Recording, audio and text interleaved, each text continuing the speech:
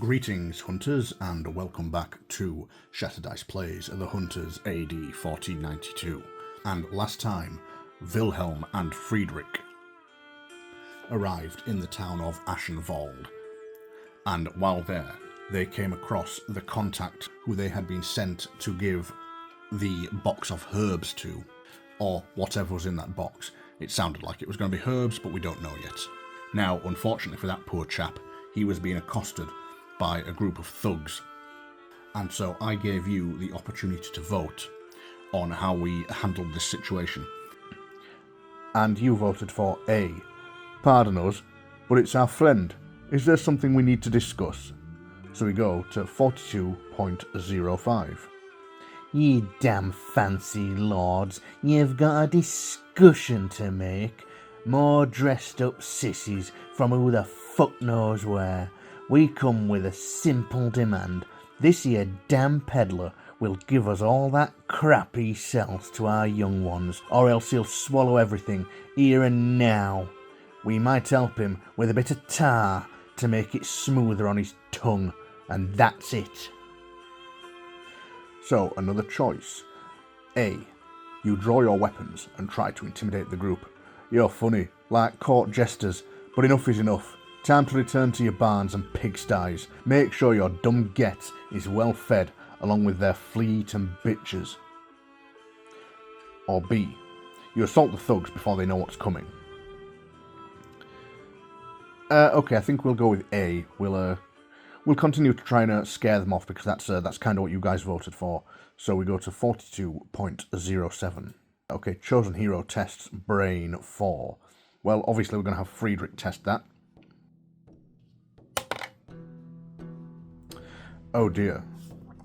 Well, we've failed that. So we just go to B. Resolve quest 36. Quest goal. Your quest goal is to defeat all enemies by the end of round 6. Special rules. If only one enemy remains on the board, they flee, and the quest immediately ends with the hero's victory. When the quest starts, an enemy wielding a torch accidentally starts a fire in a nearby hay wagon. The fire spreads quickly. At the beginning of each round, from round 1 to round 4, randomly choose 2 spaces adjacent to the burning wagon. They are now engulfed in flames. At the beginning of each round, any miniature on a space engulfed in flames suffers 2 damage. Any miniature moving through a space engulfed in flames suffers 1 damage for every such space they enter. Enemies on a space engulfed in flames perform move 1 to 3 instead of their normal move action, in order to escape to the nearest space that's free of flames, and towards the heroes when possible. Spaces engulfed in flames are treated as inaccessible by enemies on spaces unaffected by flames. Mark all spaces engulfed in flames with any tokens you like. Okay, so here is our setup for quest 36. We have 3 bandits. I've put this little flame marker on the wagon. They shouldn't be there. And then we have our chief, or our bandit leader, and our 3 bandits. And then Wilhelm and Friedrich are starting here. So first, let's shuffle the enemy cards. We will place our time token. And now we will pick our 5 starting cards and shuffle our decks.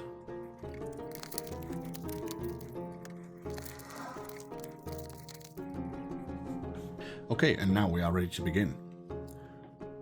Okay, so the first thing we have to do is choose 2 spaces randomly adjacent to this cart that is on fire. So unfortunately there are 8 spaces to pick from, so I can't roll a die. So I think the next best thing is to take one of these fire tokens. I'm going to hold it here and I'm going to drop it, and roughly wherever it lands is where it goes. Okay, so that one. And that one. Okay, so the fire spreads in the small marketplace, begins to be engulfed in flames. Okay, and then it is going to be the chief's turn first, as she has a perception of 2. So we'll draw her first card. And we have, she's at range 1. She's going to move 1, attack 3, and stun, and use parry. Okay, so she moves into here. and she'll make her attack. 3 dice and a strength of 4. And because she is using parry, her target, the opponent cannot perform any reactions, and now her target is going to be Friedrich, which means he can't play any reactions, but Wilhelm can. However, I'm not sure his will be any use. Oh dear. Okay, so she gets 3 hits with a strength of 4, which will be 7. Okay, so Friedrich's Gambeson gives him 1 defense against that, which means he takes 6 hits and is reduced all the way to 1 health already. And he is stunned. So I'll put this on Friedrich's deck. So now it would be Friedrich's turn, but all he can do is get rid of the stun token. So it's now the bandit's turn. So we'll draw a card for the bandits. Okay. Move 1 and attack 3. So this guy will move 1 and he will make an attack. These other 2 bandits are too far away, so they're going to move 1 and they will gain 1 defense token each.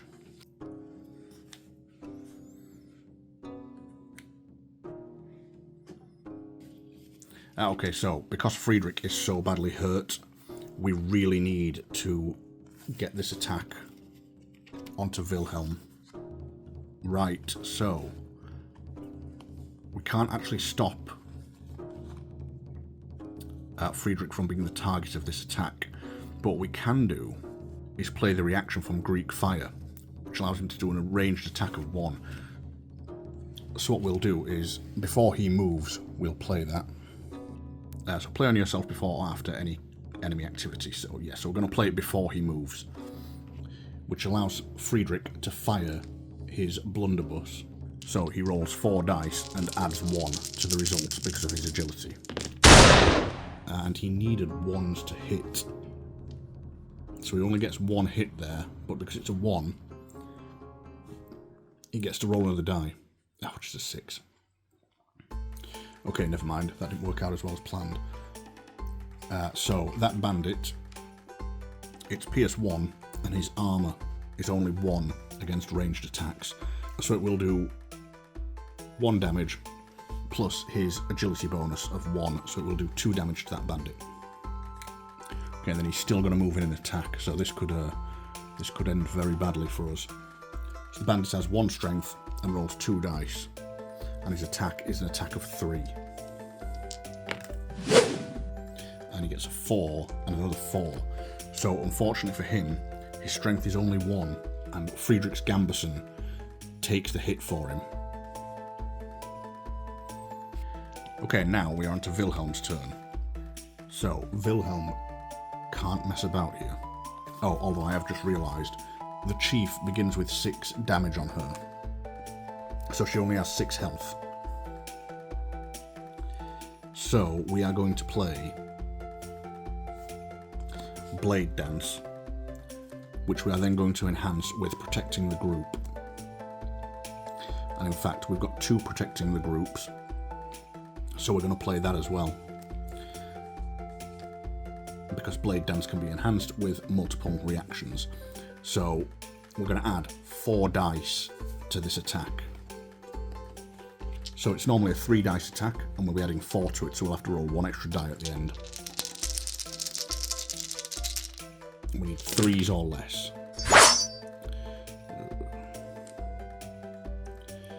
Okay, so we've got a 1. So we roll our 1 extra die, which is a 3, and then we have our 1, which gives us another die, which is a 4, which is still a success actually, because his longsword has +1 to its accuracy. So we have 5 successful dice rolls, and then we have his 2 strength, which is 7, and it's Pierce 1. So the chief has an armour of 4, so it becomes 3. So we take away that and his strength, so it does 4 damage to the chief, putting her on 10 damage. And then we have Flurry of Blows, which gives us 2 attacks with an attack value of 2. So against the chief, that's a miss. Because of the accuracy of the sword, that is a hit, and we also get a 1. And we get another 1. And we get a 4, which is a miss. So we get 3, 4, 5. Take away her armor, which will be 3, so it's 2 damage. But that is just enough to do her the last 2 points of damage, and Wilhelm chops her in half. And then he still has his second attack from Flurry of Blows. So against this bandit who has 2 health, we will try and do the same again. Okay, so that's a miss, but because of the accuracy of the sword, that's a hit, and so is that. So that is a total of 4. His armor would be reduced to 1 from the sword's pierce, so we'd take 1 away, and it would do 3 damage, and he has a health of 5, so that would also be him defeated. So not a bad turn there by Wilhelm. And that is the end of the turn. And it leaves Wilhelm with just 1 card, so he's going to have to draw 4.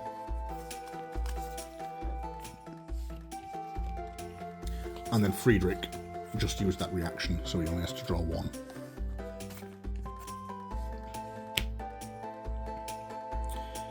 Okay, so the round marker moves up, and now we pick 2 more of these spaces, or we randomly select them, should I say. Okay, so that one goes there.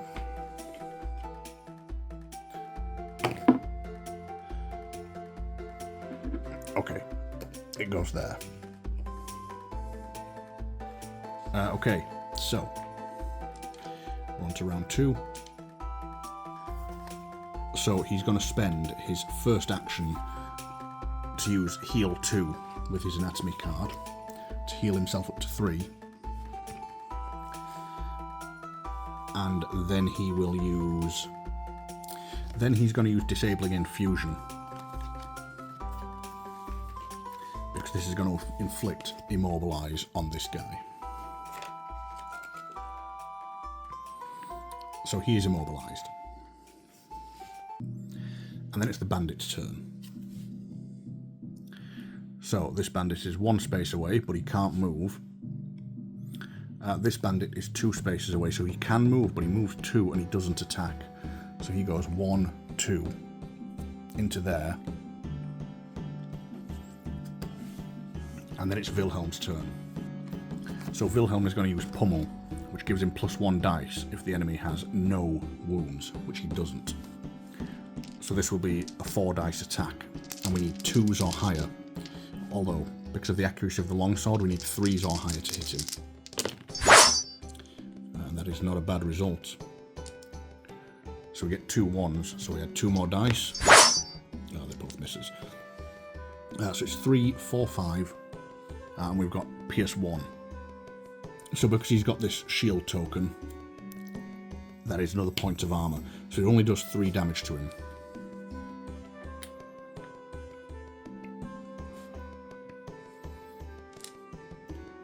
And then with his second attack, he's going to use Draw Attention.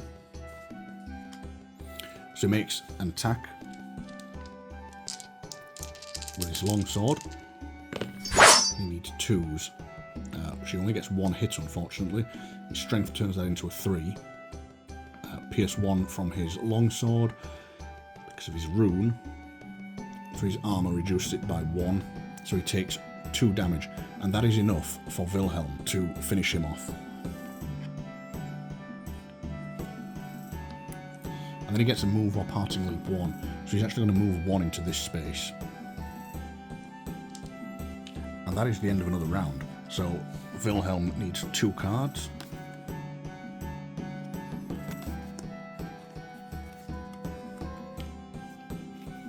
And Friedrich also needs 2 cards.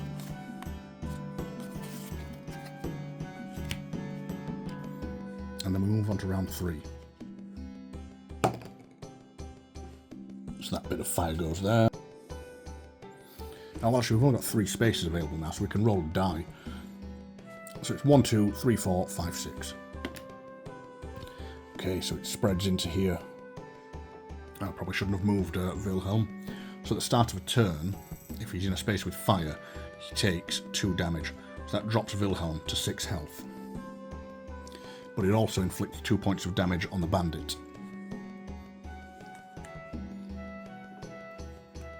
Oh, and he's no longer immobilized. So Friedrich will go first. And he's going to use Anatomy to heal himself another 2 damage.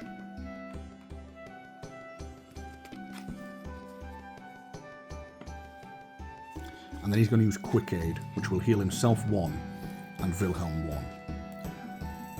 So Friedrich goes up to 6 and Wilhelm goes up to 7. Okay, and then it's the bandit's turn. So the bandit is going to do an attack 3, which is Area of Effect.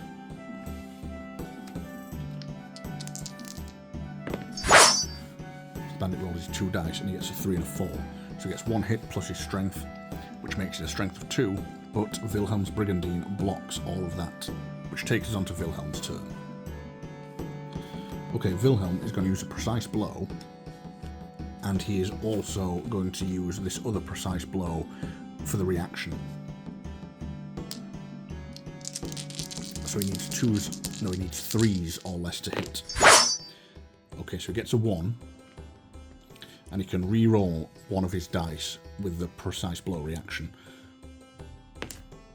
Okay, so that's 2 hits. And then the 1, we had an extra die, 5. So we had his strength, and it is an attack value of 4. Minus his armour. It's got Pierce 1, so it basically ignores that. So it blocks 2, and he takes 2 damage from that attack, putting him on 4 damage. And then we will play his second Draw Attention card. So we do the same again, but without the reroll this time. Okay, this time we get a 1, a 4, and a 6. And a 1 and a 3, because of the accuracy of the longsword. That is 2 hits, plus his strength, so it's attack strength of 4 again. This time, his armor only blocks 1 point of damage, so he takes 3 points of damage, and he is defeated. And that is the end of that quest, and we absolutely mullered those bandits. Okay, it has just occurred to me actually that last peasant should have fled, really, shouldn't he? Oh well, never mind. So just before we go on to the victory conditions, quick review of that battle. Very short, because I'm getting to the point now where bandits are just no threat to me at all. They're a bit of a threat to Friedrich, particularly the chief, as he got almost knocked out straight away. But Wilhelm is so strong. He's just making absolute mincemeat of them. I quite liked this mechanic. The spreading fire was really cool.